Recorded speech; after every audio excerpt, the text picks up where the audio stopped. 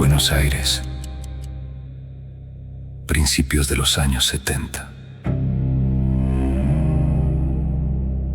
Un joven de apenas 19 años entra a una fiesta, a una ferretería,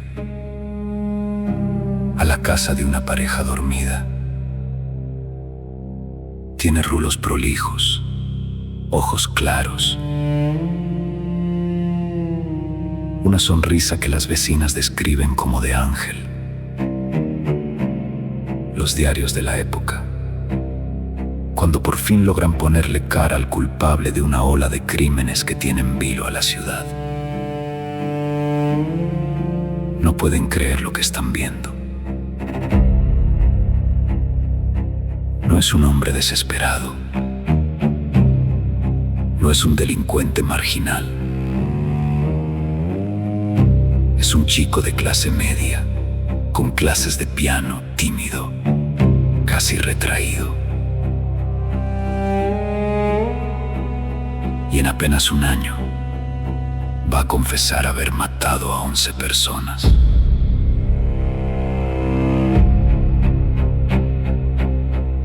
Esto es Misterio en el Tiempo, el podcast del ecosistema Misterio Arcadia. Cada episodio, un enigma real, un crimen que marcó a toda una sociedad, o una historia que la justicia todavía sigue discutiendo, décadas después.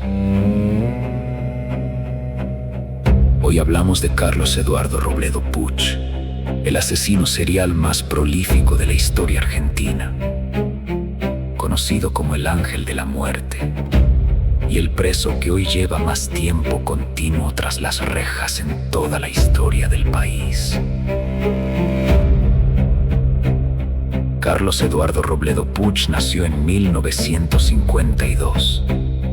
Creció en el partido de Vicente López, en la zona norte del Gran Buenos Aires, en el seno de una familia de clase media trabajadora pero acomodada. Su padre trabajaba en una planta de General Motors y su madre se encargaba del hogar.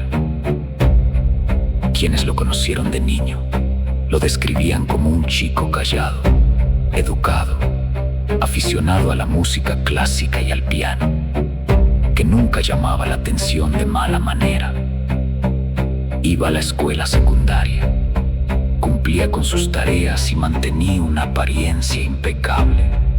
Nadie, absolutamente nadie en su entorno familiar o vecinal podía sospechar que detrás de esa fachada de adolescente modelo se estaba gestando una de las mentes criminales más frías y destructivas del continente. Su primer gran contacto con la delincuencia no fue un asesinato, sino pequeños robos nocturnos cometidos junto a un compañero de colegio llamado Jorge Ibáñez. Esa sociedad delictiva inicial marcaría el punto de partida de una escalada de violencia que superaría cualquier límite previo conocido por la policía argentina. Entre 1971 y 1972. Robledo Puch y su cómplice, y más tarde un tercer integrante, Héctor Somoza, comenzaron a perpetrar robos sistemáticos a comercios, joyerías y viviendas particulares en zonas residenciales exclusivas. Lo que diferenciaba a Robledo Puch de cualquier otro ladrón común era su absoluta falta de empatía y la naturalidad con la que resolvía cualquier obstáculo humano. Si una persona se despertaba durante un asalto, si alguien reconocía sus rostros, o simplemente por el hecho de eliminar testigos potenciales, Robledo Puch disparaba sin vacilar, a quemarropa y sin mediar palabra. A diferencia de otros asesinos seriales impulsados por pasiones o perversiones específicas, los crímenes de Robledo Puch tenían un trasfondo de pasmosa banalidad material. Robaban televisores, dinero en efectivo, ropa o joyas que muchas veces terminaban acumulándose en rincones de sus casas sin un destino claro. La vida humana valía menos que los objetos que sustraían. En noviembre de 1971, durante un asalto a un supermercado, Robledo Puig asesinó a su propio cómplice, Jorge Ibáñez, y simuló un accidente automovilístico para encubrir el homicidio y evitar que la policía tirara del hilo. Poco después, sumó a Héctor Somoza como un nuevo socio en sus incursiones criminales. La espiral de terror alcanzó su punto máximo en agosto de 1972. Durante el robo a una ferretería en la localidad de Benavides, Robledo Puig asesinó a balazos a su socio, Héctor Somoza, tras una discusión menor. Pero el detalle macabro que selló el destino de Robledo Puig ocurrió en esa misma escena del crimen. Antes de huir, intentó desfigurar el rostro y las huellas dactilares del cadáver de Somoza utilizando un soplete de gas, con la intención de confundir a la policía y hacer creer que el ladrón muerto era el mismo. Sin embargo, en su apuro, olvidó algo crucial en el bolsillo del muerto: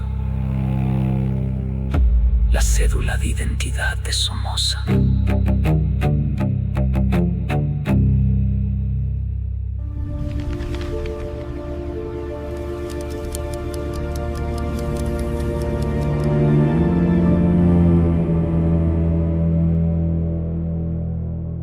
Ese error infantil permitió a la policía identificar rápidamente el cuerpo y, pocas horas después,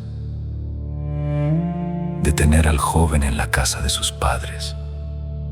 El ángel de la muerte había caído. El juicio posterior acaparó las portadas de todos los periódicos y conmocionó profundamente a la sociedad argentina.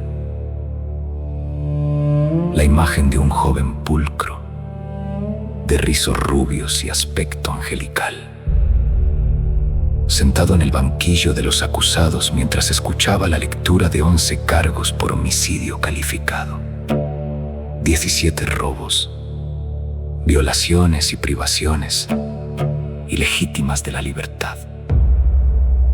Parecía sacada de una pesadilla cinematográfica.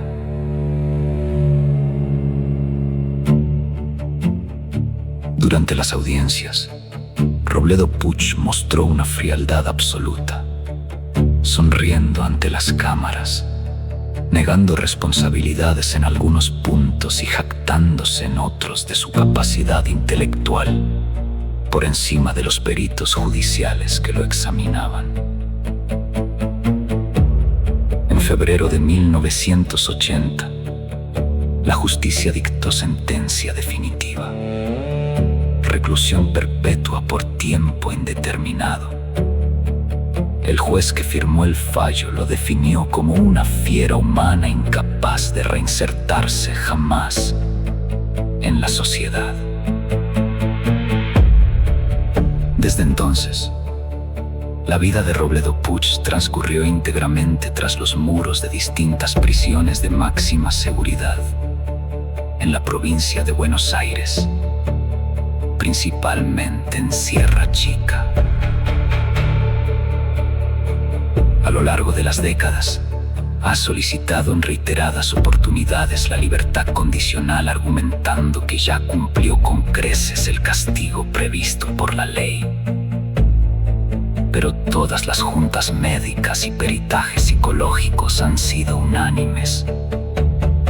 Su perfil sigue representando un riesgo latente, y su discurso denota una falta absoluta de arrepentimiento real por las vidas que truncó. Con el paso de los años, Su caso se convirtió en un mito oscuro de la criminología moderna, inspirando libros, informes periodísticos y adaptaciones cinematográficas que intentan descifrar qué clase de vacío emocional o anomalía neurológica podía esconderse detrás de esa sonrisa angelical que aterrorizó a todo un país en los años 70. Hoy, con más de 70 años, Robledo Puig sigue encerrado. Sigue negando parte de su propia historia pese a haberla confesado él mismo en su momento. Y sigue siendo, medio siglo después, la referencia obligada cada vez que en Argentina se habla del peor crimen serial de su historia. La pregunta que este caso deja abierta no es tanto quién fue Robledo Puig. Eso, lamentablemente, quedó establecido con total claridad hace más de 50 años.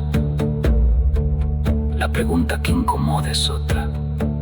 ¿Cómo una sociedad entera puede convivir durante media década de asesinatos con la idea de que el responsable tenía, literalmente, cara de ángel?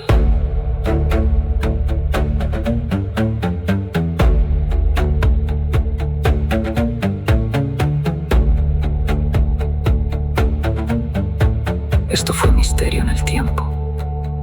Si esta historia te dejó pensando, contanos en los comentarios qué otro caso de la historia criminal querés que investiguemos. Nos escuchamos en el próximo episodio.